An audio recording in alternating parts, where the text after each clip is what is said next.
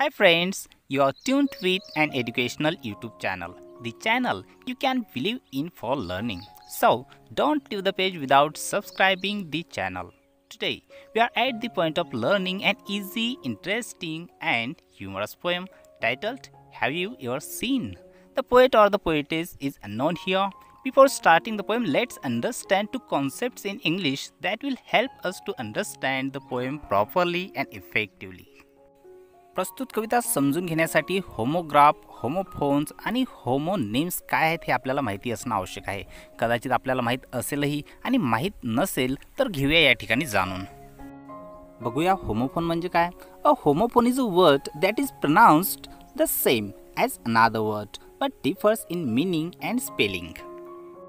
अर्थातच होमोफोन म्हणजे असा शब्द की तो दुसऱ्या शब्दासारखाच उच्चारला जातो परंतु त्याचा अर्थ आणि स्पेलिंग हे वेगवेगळे असतात. उदाहरणार्थ DEAR डिअर आणि DEER डिअर दोन्हीही शब्दांचा उच्चार सारखाच आहे डिअर परंतु अर्थ वेगवेगळे आहे सोबत स्पेलिंगसुद्धा वेगळं आहे. त्यानंतर MAID मेड सोबतच MADE मेड या ठिकाणी सुद्धा स्पेलिंग्स वेगवेगळे आहेत, अर्थ वेगळा आहे परंतु उच्चार सारखा आहे. त्यानंतर होमोग्राफ काय आहे बघूया. A homograph is a word that shares the same written form as another word but has different meaning. Homograph म्हणजे असा शब्द की जो दिसायला एकदम दुसऱ्या शब्दासारखाच असतो म्हणजे दोन्हीही शब्दांचं स्पेलिंग अगदी सेम असते, सारखं असते परंतु मिनिंग मात्र वेगवेगळा असतो. उदाहरणासाठी एक शब्द घेऊया आपण PRESENT. हा शब्द अजेक्टिव्ह आहे, नाऊन आहे, सोबतच वर्बसुद्धा आहे.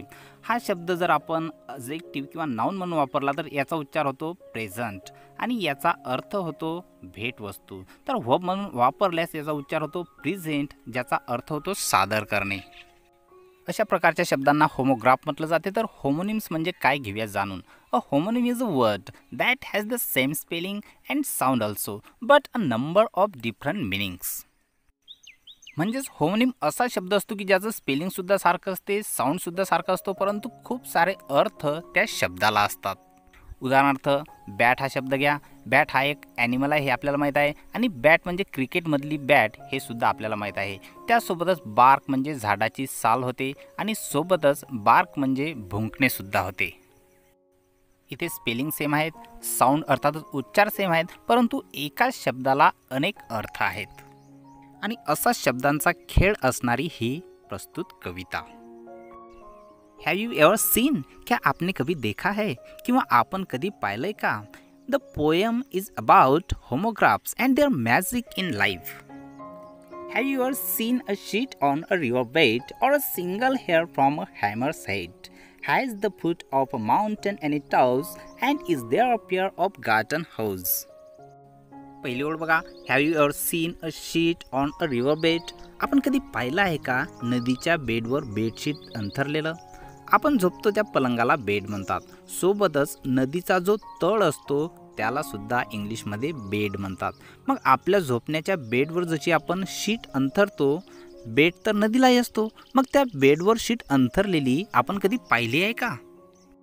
बेड हा शब्द या ठिकाणी दोन अर्थाने वापरलेला आहे. एक म्हणजे नदीचा तळ आणि दुसरा म्हणजे आपला झोपायचा बेड. दुसरी ओळ बघा. Or a single hair from a hammers head. Hammer म्हणजे हातोडा. हातोड्याचा जो ठोकायचा भाग असतो त्याला हेड म्हटले जाते आणि आपलं हेड म्हणजे डोकं सर्वांना परिचितच आहे. आपल्या डोक्यावर केस असतात, हातोड्यालाही डोकं असते मग त्या डोक्यावर साधं एक केसही आपण कधी पाहिलं आहे का. शब्दांचा खेळ अतिशय परिणामकारकपणे कवी किंवा कवयित्री येथे मांडत आहेत. तिसरी ओळ बघा. Has the foot of a mountain and it toes. आपल्या पायाच्या तळव्याला फूट म्हणतात आणि त्याला 5 बोटे असतात हे सर्वांना माहिती आहे, सर्व ज्ञात आहे.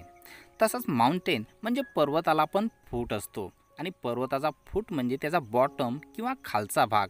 पण त्या पर्वताच्या फूटला कधी बोटे असतात आपण पाहिलं आहे का. म्हणजेच या ठिकाणी फूट हा शब्द एकच आहे परंतु वेगवेगळ्या दोन अर्थांनी या ठिकाणी यूज केलेला आहे, वापरलेला आहे. कवितेची चौथी ओळ. And is there a pair of garden house. House म्हणजे सॉक्सची जोडी. त्यासोबतच त्याचा आणखी एक अर्थ आहे फ्लेक्झिबल ट्यूब. होज अर्थातच फ्लेक्झिबल पाईप गार्डनमध्ये झाडांना पाणी देण्यासाठी वापरतात आणि मोज्यांची जोडी पायात घालण्यासाठी. दोघांनाही होज हा एकच शब्द आहे, पण आपण कधी बघितलं आहे का एखाद्या गार्डनमध्ये सॉक्सची पेअर? सॉक्सच्या पेअरला होज म्हटलं जाते. तर मग फ्लेक्झिबल ट्यूबला होज ऐवजी दुसरं नाव का दिलं गेलं नाही? कदाचित हा विचारही प्रस्तुत कवी किंवा कवयित्रीच्या मनात आला असेल. आपल्या मराठीमधलं सुद्धा या ठिकाणी आपण एक उदाहरण देऊ शकतो की खुर्चीला पाय असतात, परंतु खुर्चीला एका ठिकाणाहून दुसऱ्या ठिकाणी जाताना आपण कधी पाहिलं आहे का? इंग्लिशमध्ये PUN म्हणजेच पण नावाचा फिगर ऑफ स्पीच आहे आणि या फिगर ऑफ स्पीचमध्ये फन क्रिएट करण्यासाठी अशा प्रकारचे शब्द वापरले जातात. आणि प्रस्तुत कविता हॅव युअर सीन पण या फिगर ऑफ स्पीचचं एक उत्तम उदाहरण आहे. कवितेच्या पहिल्या कडव्यातील होमोग्राफ्स बघा. पहिला शब्द आहे बेड, ज्याचा एक अर्थ होतो अ पीस ऑफ फर्निचर, तर दुसरा अर्थ होतो बॉटम ऑफ रिव्हर. दुसरा शब्द आहे हेड, हेड ऑफ पर्सन म्हणजेच माणसाचं डोकं, तर दुसरा अर्थ आहे टॉप. तिसरा शब्द आहे फूट, ह्युमन फूट अर्थात माणसाचा तळवा, तर दुसरा अर्थ होतो द बेस किंवा बॉटम. त्यानंतरचा शब्द आहे हाऊस, अ फ्लेक्झिबल ट्यूब, एक अर्थ झाला, तर दुसरा अर्थ आहे अ पेअर ऑफ सॉक्स. दुसऱ्या स्टांजामधली फर्स्ट लाईन बघा. Does the needle ever wing it's I. Needle म्हणजे सुई, सुईला डोळा असतो, ज्यामध्ये आपण दोरा ओवतो त्याला डोळा म्हणतात. पण सुईने कधी आपल्या डोळ्यांची उघडझाप केलेली आपण बघितली का? किंवा सुई कधी आपल्या डोळ्यांची उघडझाप करते का? सजीवांना डोळे असतात, ते आपल्या डोळ्यांची उघडझाप करतात. सुईला सुद्धा डोळा आहे, मग सुई कधी आपल्या डोळ्यांची उघडझाप करते का? असा प्रश्न कवी किंवा कवयित्री आपल्याला विचारत आहे. Next line of the poem. Why doesn't the wing of a building fly. Wing म्हणजे पंख आणि विंग म्हणजे इमारतीचा भाग, असे दोन अर्थ या शब्दाला आहेत. पंखाच्या मदतीने पक्षी उडतात, भरारी घेतात. इमारतीला सुद्धा विंग असतात, मग इमारतीचे विंग उडत का नाही? या ठिकाणी विंग हा शब्द द्विअर्थी वापरलेला आहे. समोरची ओळ बघा. कॅन यू टिकल द रिब्स ऑफ अ पॅरासोल. आपल्या छातीच्या पिंजऱ्याची जी हाडं असतात त्यांना रिब्स म्हटल्या जाते. सोबतच छत्रीचा जो घुमाव असतो त्याला सुद्धा रिब्स म्हणतात. आपल्या रिब्सला कोणी जर गुदगुल्या करण्याचा प्रयत्न केला तर आपल्याला गुदगुल्या होतात, परंतु छत्रीच्या ज्या रिब्स असतात त्यांना कोणी गुदगुल्या करू शकेल का, असा प्रश्न कवी किंवा कवयित्री आपल्याला विचारत आहेत.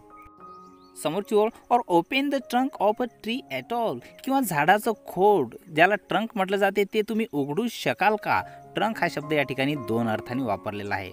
एक ट्रंक म्हणजे झाडाचं खोड, सोबतच ट्रंक म्हणजे संदूक किंवा पेटी, जी अगोदरच्या काळात वापरली जायची मौल्यवान वस्तू ठेवण्यासाठी. तर ही जी ट्रंक होती ही ट्रंक उघडता येत होती आणि लावता सुद्धा येत होती, परंतु झाडाच्या ट्रंकला तुम्ही मुळीच उघडू शकाल का? कवितेच्या दुसऱ्या कडव्यातील होमोग्राफ बघा. पहिला शब्द आहे I, part of human body, अर्थातच ज्याला आपण डोळा म्हणतो. दुसरा अर्थ आहे त्याचा निडल होल, तर दुसरा शब्द आहे wing, part of a bird's body, म्हणजे पक्ष्याच्या शरीराचा एक भाग आहे. विंग म्हणजे पंख, तर दुसरा अर्थ आहे त्याचा पार्ट ऑफ बिल्डिंग. त्यानंतर रिब, रिबचा एक अर्थ होतो long curved bones of chest, तर त्याचा दुसरा अर्थ होतो कर्व्स ऑफ अम्ब्रेला. त्यानंतर ट्रंक, ट्री ट्रंक आपल्या सर्वांना माहीत आहे. त्यानंतर दुसरा सुद्धा त्याचा एक अर्थ आहे तो म्हणजे अ लार्ज सुटकेस. शेवटच्या कडव्यातली पहिली ओळ बघा. Are the teeth of a rack ever going to bite. दात अन्न चावण्यासाठी असतात, तसेच काही प्राणी किंवा व्यक्ती दुसऱ्याला, स्वतःला चावा घेण्यासाठी सुद्धा दातांचा वापर करतात, यूज करतात. पण रेक अर्थातच एक लांब दांडीचं फावडं असते ज्याला खालून दात असतात, त्या दातांनी कधी चावणार का? रेकचे अर्थातच लांब दाढीच्या फावड्याचे जे दाते असतात त्यांना टीथ म्हटले जाते. मग रेकलाही दात आहेत, ते कधी चावतील का किंवा चावत असतील का, असा प्रश्न या ठिकाणी विचारला जात आहे. नंतरची ओळ. Have the hands of a clock any left or right. Hands म्हणजे आपले मानवाचे हात, यामध्ये उजवा आणि डावा अर्थात लेफ्ट अँड राईट असे हात असतात. घड्याळातील काट्यांना सुद्धा हँड्स म्हणतात. मग त्यामधील कोणता डावा कोणता उजवा असं त्यामध्ये काही आहे का? या ठिकाणी सुद्धा हँड्स हा शब्द दोन अर्थाने वापरलेला आहे. एक म्हणजे माणसाचे हात आणि दुसरा म्हणजे घड्याळीचे काटे. Next line. Can the garden plot B deep and dark. कथेतील कट किंवा कारस्थान याला प्लॉट म्हटलं जाते. कथेतील हा कट डीप आणि डार्क असतो. शेक्सपियर यांच्या नाटकातील प्लॉट अतिशय डार्क आणि डीप आपल्याला पाहायला मिळतात, वाचायला मिळतात. आणि प्लॉटचा दुसरा एक अर्थ घेतला तर प्लॉट म्हणजे जमिनीचा एक तुकडा.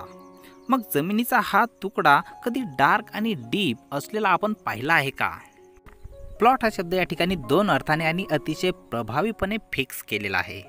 शेवटची ओळ बघा. And what is the sound of the birch bark.